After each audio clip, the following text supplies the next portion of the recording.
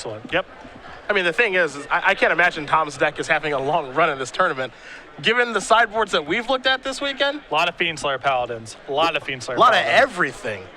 So Gabriel lapping. I said blue-white control, but it's actually white-blue control. It's a different deck, something we've never seen before. This is a curious list here. I mean, there's the creature base is 4 Keening Apparition, 4 Burmaz, and 4 you have Sky Knights. There's main deck counterspells, 4 Supreme Verdict, 3 Dictate of Heliod, 3 Elspeth, 4 Jace Archetype of the Thought. So this is kind of off doing its own thing.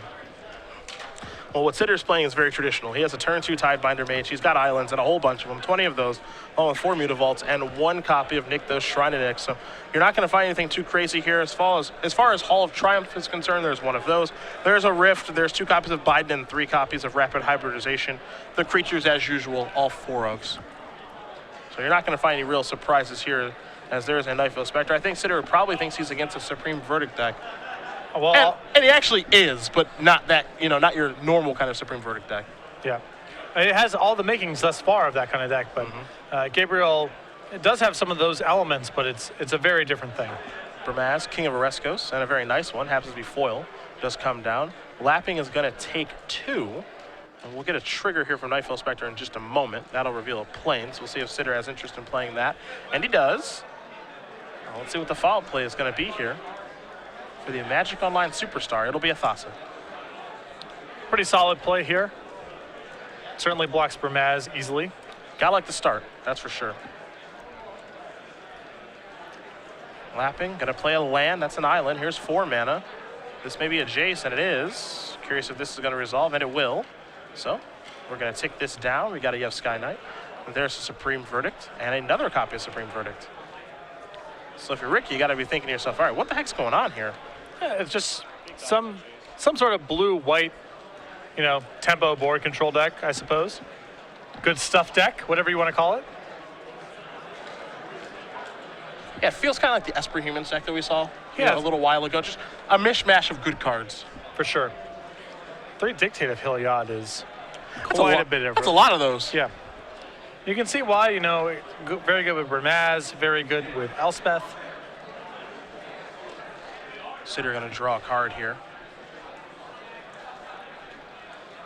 See if he can find anything to keep punching through some damage. I suppose he could make that Tidebinder Mage unblockable. Can take care of a Jace. He's got a lot of options at his disposal. Let's see which route he does want to go, as he's looking at a grip full of cards here as well. Among them, 2 copies of Frostburn Weird. He knows he's going to get hit by Supreme Verdict next turn. Yep. And so you just got to figure out how to do the most damage this turn without playing any further into that card. Got 4 mana being tapped. It looks like Tidebinder Mage and Thassa are going to be made unblockable. So this is a good way to do exactly what you did mention. Get as much damage across as you can and take care of as many things as you can on the table. That's what this attack will accomplish. Tidebinder Mage taking Jace off the table. You'll get a trigger from a Nightfell Spectre, and Thassa's damage will go through. So Lapping is going to go down to 11, and so long as Sidher does remember the trigger, which he does, that'll give him an island, and he'll put that into play right now. Very good turn for Ricky here. Got to, make some real inroads on Gabriel's board. Hedge as much as possible against the Supreme Verdict next turn. Even found a land for his troubles. Burmaz is going to come into the red zone here. And now Supreme Verdict is going to clear everything up, as we did expect. However, there will be one problem. There is a very good card left over, which is, of course, Thassa. Thassa, one of the deck's best tools. In fact, in a lot of ways, its only tool to fight Supreme Verdict Game 1. Biden can do a little work there as well. So now Sidher will untap and take a draw here. It's time to scry. With the God of the Sea, he has plenty to reload with. Yeah, I think this Thassa is easily going to turn back online this turn. Yeah, it wouldn't surprise you at all. Of course, we know there are 2 copies of Frostburn Weird over there. There's a Mutavault as well. That's a timely one. And it looks like there are your 2 copies of Weird, and this will be an attack here for 5. Lapping going to go down to 4.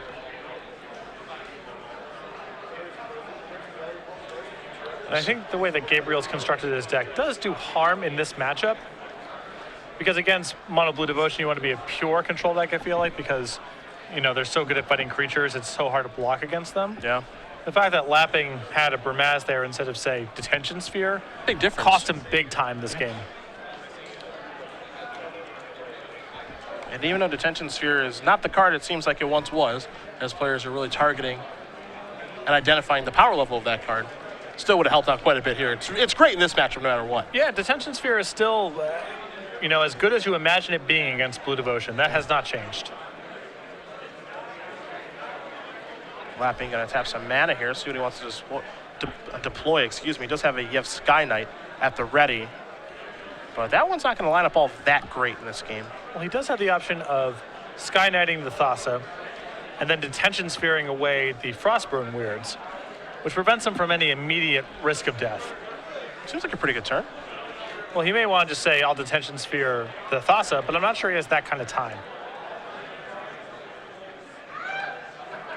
He's going to take his time trying to figure out exactly what the best line of play is. Also staring at a Burmaz in his hand as well is Gabriel. The problem is I don't think he has much of a long-term solution to Thassa. Even if he stops at this turn by detaining it, I don't think it gets him anywhere the following turn. There's a Sky Knight going to shut down one of these Frostburn Weirds.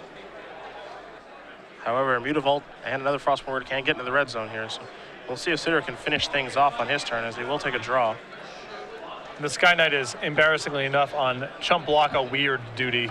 Yeah, kind of a shame. Can't beat that thing in battle.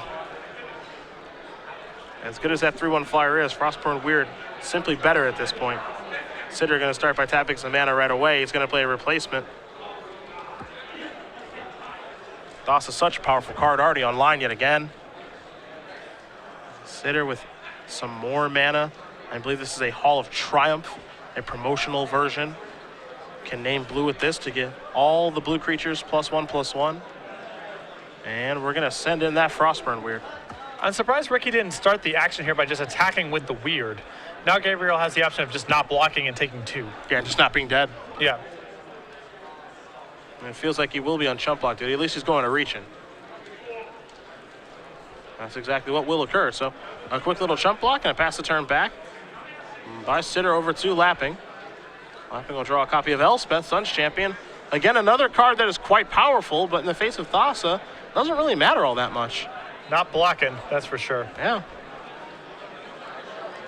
It's funny, Mono Blue Devotion hasn't had a lot of success in Season 1 and Season 2 of the Open Series, and even though Season 3 is underway, outside of Miriam's win, you don't really think of Mono Blue Devotion very much, but we can't forget how powerful Thassa is. It's a very, very good card. It's one of the most powerful cards in Standard, and it's good in nearly every single matchup. That's one of the, it's not great against the most aggressive of decks. It's maybe not your best card against decks that contain Selesnya Charm, but against so many of your opponents, it's your best card and very hard for them to beat if you have it on the 3rd turn. Pick up a lot of wins that way. And that certainly helps Sidher win game number 1 with Mono Blue Devotion over Lapping in his white-blue control deck. You've got Lapping's deck listed in front of you. What are we looking at for a sideboard? A Blind Obedience, 3 Hopeful Eidolons, really targeting Tom Ross's deck. I mean, this is another sideboard card that seems pinpointed to try to fight Mono Red aggro. A Negate, 2 Essence Scatters, 3 Dispels, a Deicide, and Nyx Fleece Ram. I think the 2 copies of Essence Scatter and the Deicide should definitely come in. Yeah, Deicide being the big one here, of course. The big one. I mean, this card was made, it seems, almost with Mono Blue Devotion in mind. Very good at answering Thassa, of course, and can also break up Bident in the games that go on a little bit longer. Take a look at the sideboard here on Sidher's side. 2 copies of Gainsay, 2 Negate, 2 Dissolve, 3 Domestication, 2 Dispel, a Cyclonic Rift, 2 copies of Jace Memory Adept, and a Kiora's Dismissal. That one we don't see very often, but this is this kind of bounce spell here, returning a number of target enchantments to their owner's hand. Wonder what the use is of this card. Possibly against Constellation strategies. All right. Just get them all. All right, I can see it. I can see it. I was trying to think of where exactly this would be great, and I guess, yeah, there is a Junk Constellation deck after all, isn't there? Yeah, there's I mean, you're playing against Green Devotion. You know, they have Courser, Eidolon, Farika. Maybe that's enough stuff to warrant that kind of card. It can certainly be a blowout. I don't think it's going to be needed here, though. No, I don't think so either. Cards that are pretty good. Gainsay is certainly okay. I think you can say the same thing for Negate. Domestication when you see a Burmaz. That's about as good as it gets for domestication targets. Yeah, I think I would kind of like that. Dispel, Cyclonic Rift, a lot of counter spells here. Of course, the reason for that is to increase your percentage against these Revelation decks, but this isn't really exactly that kind of matchup. It's kind of all over the place. We'll see if Sidher is able to identify that and move forward appropriately, as he is already up a game here. It's hard to know, if you're in Ricky's position right now, is Gabriel a blue-white deck that just happens to have a couple copies of Burmaz in it? Or is he just some sort of hybridized deck? It's hard to know. You've seen Sky Knight and you've seen Burmaz. You've seen Supreme Verdict as well. You haven't seen any black lands. It's hard to know exactly what's going on with Gabriel's deck. Yeah, it's a little all over the place, that's for sure. So I think I'll be interested to see if Sidher is able to sideboard in such a way that gives them the best opportunity to win. And as these players do finish shuffling and sideboarding, we will take a look at the newest addition to our creature collection, which is available now. We unveiled it in Columbus during our Legacy Open, and we'll have it here tomorrow as well. Acorn Mystic in the house. You've got a deck box, you've got a dice bag, you've got sleeves, the playmat, and of course, 2 Acorn Mystic tokens whenever you enter a Legacy Open here on the Open Series. Pretty sweet. You can do a lot with those tokens, lingering souls, what have you. Yeah. Look at him, just adorable. And you have to imagine at some point we'll probably have a pin coming out for that as well. We've had our Squirrel Storm pin already, and it seems as though everybody at home has really been enjoying the pins that we started releasing this year. Yeah, we get asked about those all the time. Yeah. Where do we get those? What are those, etc.? It's simple. IQs, man. Yeah. IQs. You have your store on a run IQs. There's a promotional package in there that you can earn pins from. And I don't know about you, but when I was coming up in PTQs, you top 8 one of those, you get a pin, slam that right on the old playmat. I used to put it on my hat. That wasn't me. Oh, that was me. I had to flaunt it. I often gave my pins to the smallest child that was birding the top 8, a la Brett the Hitman Hart. A source of inspiration. So instead of the glasses, you gave him the pin. Right. You'd be kissing babies in no time, president style, won't you? I could see that. We'll get you some entrance music and everything. Yeah, it's about time. Have to work that out in the new contract. Yeah, new contract. Yeah. But don't worry, I already have my list written up. Don't worry. I figured you might. Promotional band of sunglasses to give away to your adoring fans. Yep. You know, the Hitman was ahead of his time. He was. A Frostburn Weird here from Sidher. See if Lapping has a turn 3 play. It looks like he certainly does. Reaches immediately, and that'll be a copy of Burmaz. Still a card that I feel is just criminally underplayed. It just doesn't line up very well against the best stuff that's going on in Standard. I think that's the biggest problem. Yeah. It's powerful in the abstract. I mean, it gets played actually a fair bit in Legacy of all formats. Yeah. Sees a little bit of Modern play too, but just doesn't line up quite the right way against a lot of the best cards in Standard. Got to find a home for this card. This thing should be taking names. Such a good card. It's going to get its time in the sun, I think. I think Mizzy Mortars has a lot to do with it. Certainly it does affect things. Doomblade and Ultimate Price aren't that far away from rotating out. Yeah. Well, I'm sure there will be another removal spell coming in. Don't know what it'll be, but you have to imagine there will be another one. You see the blocks here. Frostburn getting in front of Burmaz, and a Tidebinder Mage getting in front of the token, so not the best board to attack on here for Burmaz. And all Lapping can do is just pass the turn back over to Sidher. Sidher will take a draw. There's an island. It looks like just a simple passing of the turn back. Lapping does draw. And realizing there are no good attacks here, just going to pass the turn back. It's a little draw go action. Didn't expect this in game number 2. And Ricky with probably a fair bit of counterspells in his hand. I'm sure he's in no rush to do anything. You have to imagine that's the case, right? Yeah. I think he probably boarded in such a way that he feels like he's playing against a Revelation deck. But again, we know that's not the truth, but he doesn't. So here's a Keening Apparition.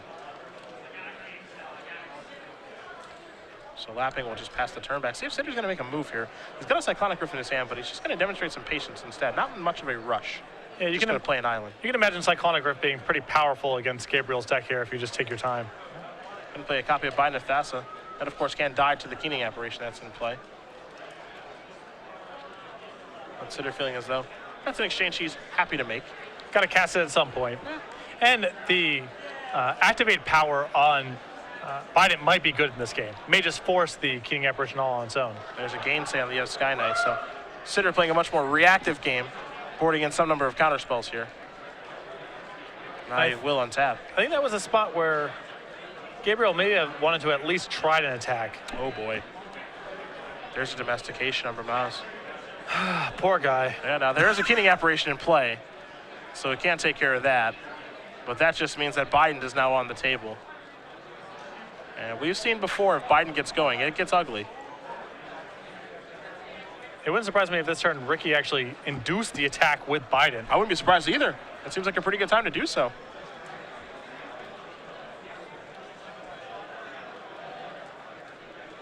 We'll see if he has interest in doing that. Now, of course, the thing here about Burmaz is that it doesn't tap to attack. So in inducing things is okay. You know, Tidebinder Mage gets to eat the token. Well, he can also induce the attack, pump the weird, double block. Bramaz can only kill one thing. Sure. And then the token has either chump block next turn, or you get to connect and draw a card. Sidher, no interest in moving too quickly right now. Just going to pass the turn back. Again, I believe he has a Cyclonic Rift in his hand. Has one of those throughout his 75. So could be setting up a pretty big play. Yeah, the Rift is great against the way that Gabriel's trying to play the game right now. Uh-oh, what's this? Maybe an Elspeth? Oh, no. If there's a Cyclonic Rift over there, this is going to get real yucky. Yep. Elspeth's going to come in. It's going to tick up. You see Sidher's hand. He's got a Dispel over there, but I think that other card right now is Cyclonic Rift. But actually, okay, I may be incorrect about that. Because I think if it was, he may have fired that off. Seems like a really good spot. Yeah. But hey, this isn't so bad. A copy of Thassa, God of the Sea. That can start to force through some damage. Just depends on how aggressive Ricky wants to be. Draw some cards, too. Ricky could use more resources to work with here. Let's float out a little bit. Doesn't have a lot going on.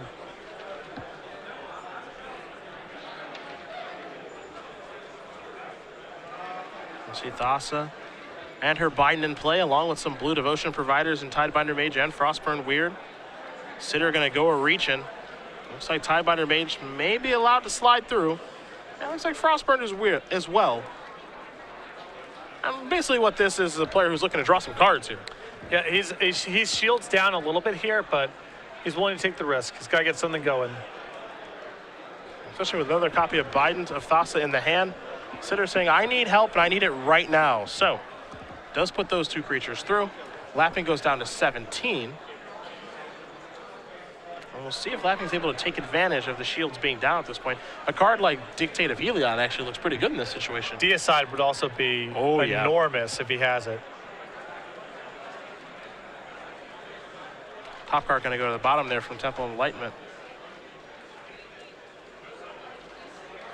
See if Lapping's looking to make a move here. It's time to get into the red zone. You got a trigger from Bamaz, so a soldier token is incoming. And there is your cat soldier. It's time for some blocking. Pretty simple one there if you're Sidher. Uh-oh. This might be, what do we have here? That's a Dictate. There it is. Yeah. So that's going to give every creature +2/+2, and all of a sudden we got a whole bunch of damage coming across now. And Ricky is working with a lot less time than he may have thought he had to work with before. Especially with 3 more soldier tokens coming? Yeah. Yeah. That's a good way to play around Biden, is just killing your opponent. Yeah, no need to try to have that card advantage game. Right. So 3 more soldiers will come into play. And now Sidher is going to untap, but the race is certainly not in his favor right now. I thought he had a Cyclonic Rift in his hand. He didn't then. I'm not sure if he does now. Appears to have Dispel in hand. Well, that's not what he's looking for. I can promise you that much.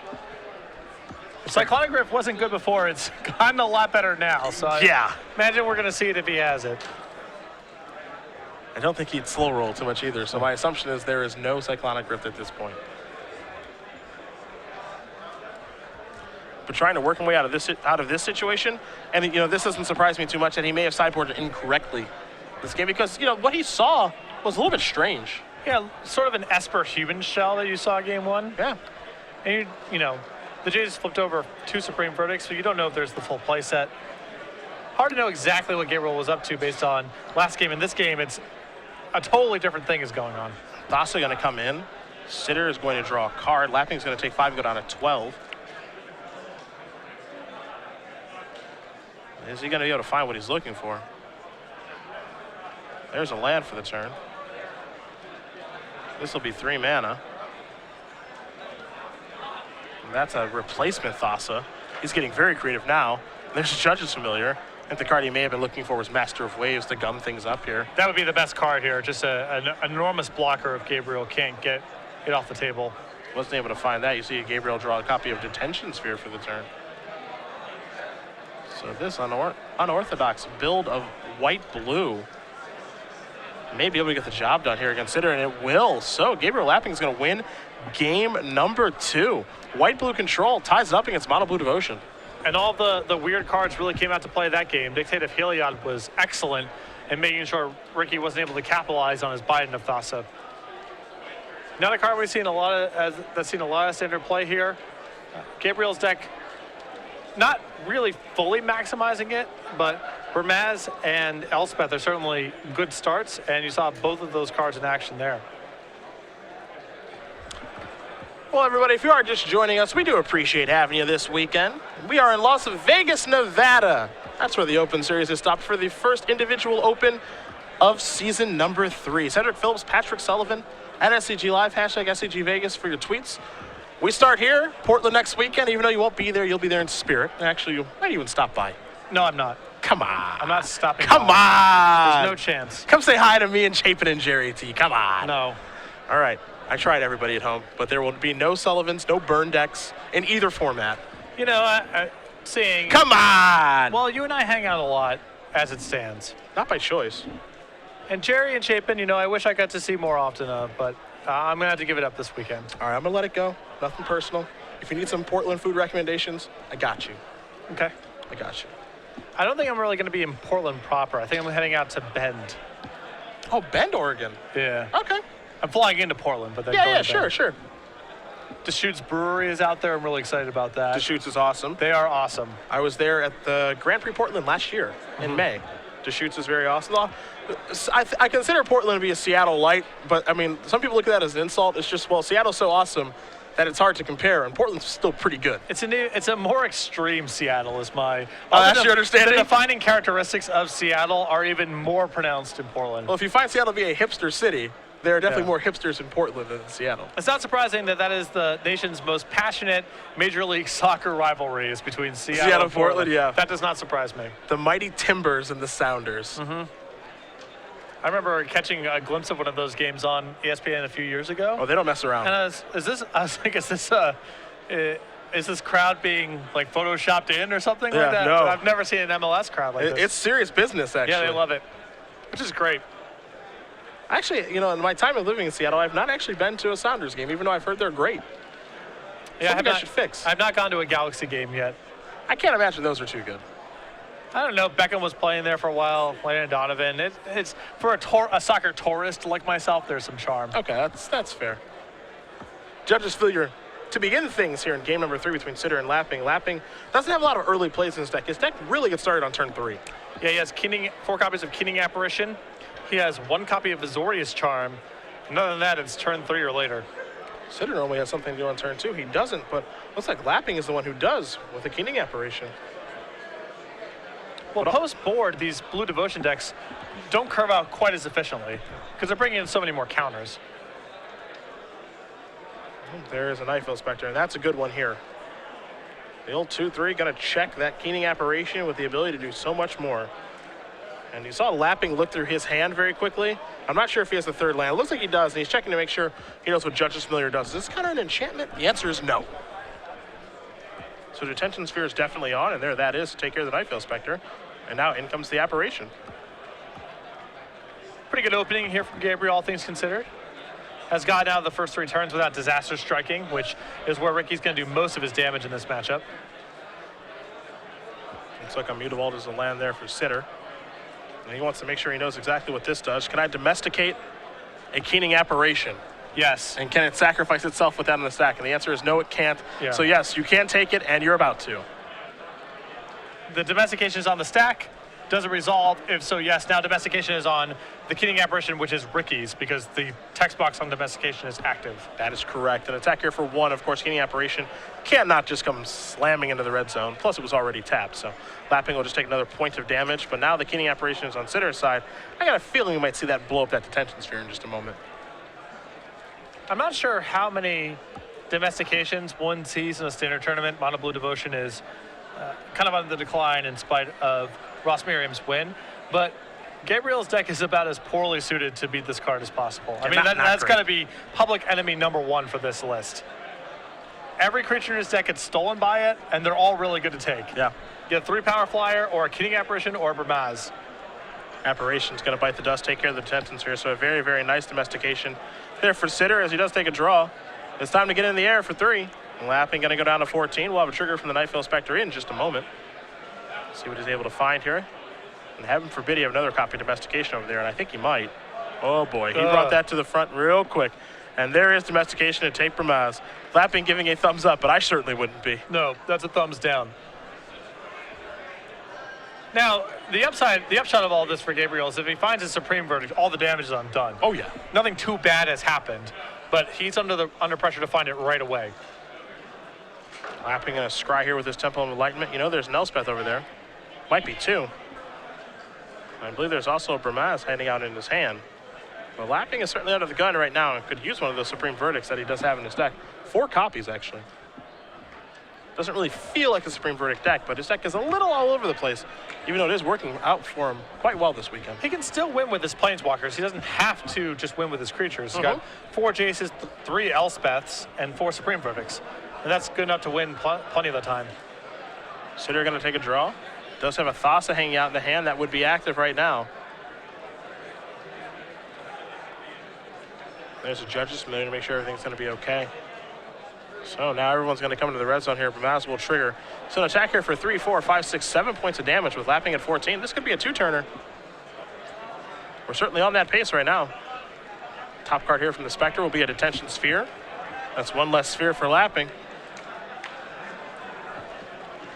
And you can see the Cyclonic Rift you alluded to in game 2 is in Ricky's hand right now. Not too much of a surprise there, as now here comes a Thassa. And Ricky's board is kind of all over the place as far as where the permanents lay. But he's got all the action this game. Well, there's you have Sky Knight. I believe that's going to target a Thassa. Now there's a Bramaz. And Lapping, I think all he can do is pass the turn back. Will it be a lethal attack? Maybe not this turn. We'll find out.